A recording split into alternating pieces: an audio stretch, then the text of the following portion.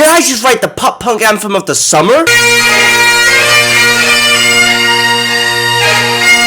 Now, personally, I'm not one for dating real women. I prefer my ladies plastic because that way they can't run away from me. Either that or I opt for femboys from time to time because they are insanely easy to pick up. You just have to act like their emotionally distant father. You know, we'll match on Bumble or whatever and they'll text me, what am I into? So I'll take a selfie of me sitting by a fireplace sipping on some brandy with a caption like, oh, you know, typical things, working on my leather loafers and polishing my work dress shoes. Now that's pretty much a guarantee for every single time, but as a backup I may just suggest mention how you smell like sandalwood. That should really bring up those repressed memories. Like if they ask what you do for a living, be like, oh, I work at the sandalwood factory. How old are you? Well, I'm about as old as a redwood tree in spring. Do you have any hobbies? Well, just sanding wood. And speaking of, sadly for me, I can't manipulate women quite the same. If they just look at me funny, I start stuttering like Porky Pig. You're beautiful. Which I don't mind, because sometimes you just gotta like hold your hands up in life and say, yeah, I'm the one at fault. I'm the one at failing here. Or sometimes you can sue them for 1.9 million. Oh, my apologies. It's actually 2.3 million. She friend zoned him, he's suing her. A man in Singapore is seeking more than 2 million in legal damages against a woman who he said caused him trauma after she rebuffed his romantic advances and told him she only saw him as a friend. Now, as I said, I'm no expert in women, but through my very limited experience, I've been called all sorts of names. Creepy little weirdo, stop sniffing my panties, cockroach boy, who the hell are you and why are you dressed up as my dad? And even in all of those scenarios, one thing never occurred to me, that I should sue them so they would be interested in me. You could be physically abusive, you could be mentally abusive, or you could do this, which I'm not sure really qualifies as financial abuse, seeing as they weren't dating to begin with. It's a bit of an odd fella, isn't he? Man identified as drone racing executive cake washing in legal documents alleged in a defamation lawsuit set to be heard in Singapore's High Court next week that the woman's rejection caused him sustained trauma and reductions in his earning capacity. He also filed a separate case that Singapore's magistrate court struck down last month for abuse of process, and the woman's lawyer said Suing was ordered to pay her legal costs. In that suit, he had sought $17,000, alleging that the woman had breached an offer she had made that included offering room for Suing to share inspiration,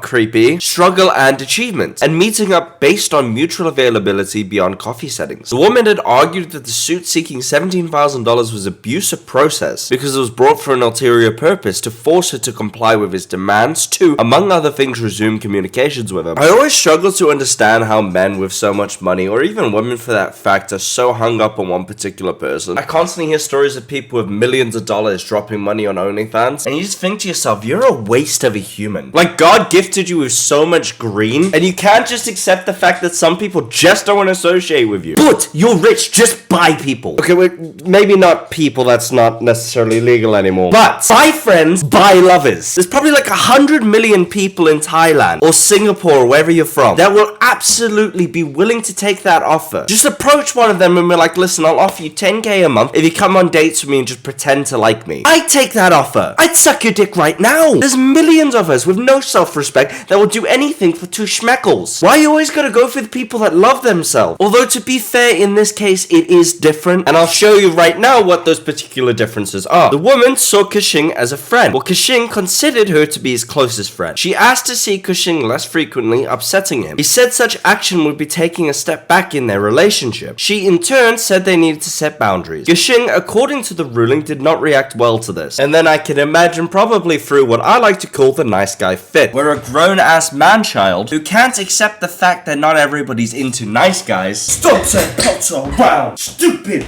How dare she not respond to my emotional manipulation positively? He sent the woman a letter in October 2020 threatening legal action for damages stemming from emotional distress and possible defamation. She told him she was genuinely uncomfortable. He threatened that if she did not comply with his demands, like a fucking supervillain, you will go out with me or I will blow up the moon, she would face damages to her personal and professional endeavors. Absolute psychopath. The woman agreed to participate in counseling sessions with him. Bad choice on her front, but I can understand why. This guy is insanely wealthy. He's a CEO of a drone racing company, so he's got the money to back frivolous lawsuits, and I'm assuming she probably doesn't. Getting a letter like that in the mail would probably shit anybody up, which kept his legal threats at bay. But after 1.5 years of counseling, she felt the exercises had become meaningless, and she said said he became unable to accept her reasons for not wanting any relationship or association with him. She obtained a restraining order against him, and then he filed the lawsuits. So you are telling me after telling this man for 365 days plus why you have no interest in him, he still couldn't take the hint? He is either like the most dumb moron in the world, or he's the most determined oak in the world. How is somebody gonna tell you every single flaw about you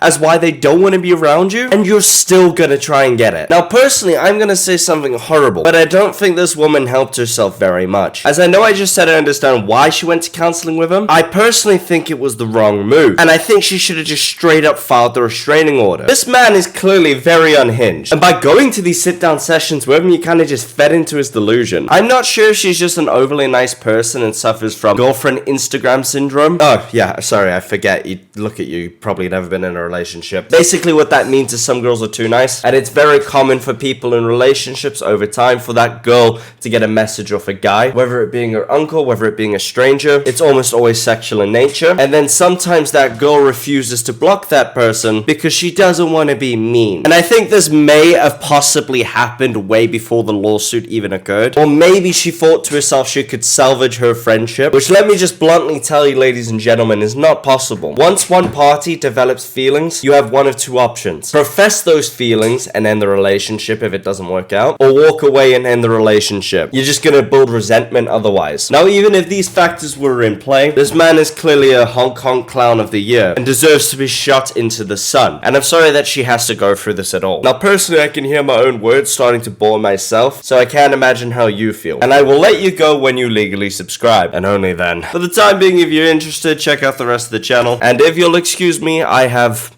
something to do. Love you all. Bye bye.